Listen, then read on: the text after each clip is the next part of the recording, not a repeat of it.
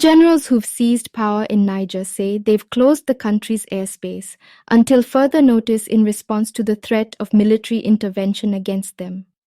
The announcement came as a deadline expired for them to restore the elected president or face possible action from the West African regional grouping known as ecowas, a spokesman for the military. Junta made the closure announcement on television. He said the armed forces were ready to defend Niger's territory. Some neighboring countries, including Mali, Burkina Faso, and Guinea, have voiced support for the coup leaders, and Algeria, which borders Niger Niger to the north, has said it is categorically against armed intervention. Well, the deadline has now passed so far without action. But Niger's junta warned the threat is still there. The planning of this war has been carried out. Pre-deployment of forces to take part in this war has begun in 2 Central African countries. Nigeria's armed forces and all our defense and security forces, backed by the unfailing support of our people, are ready to defend the integrity of our territory and the honor of our homeland. Well, meanwhile, France has suspended all development aid to Niger's neighbor Burkina Faso after its military government said it would see any intervention against the coup leaders as a declaration of war.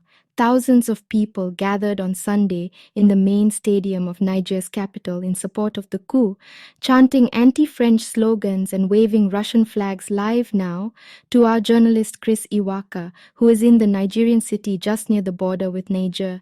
And Chris, just talk us through the very latest. Of course, this is a very complex situation involving international countries. Clearly is a very complex situation.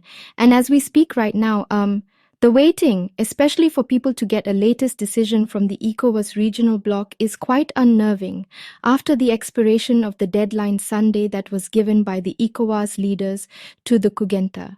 Now, we understand now that there is a clear defiant of that demand by ecowas that President Bazoum be reinstated following the closure of the airspace in Niger.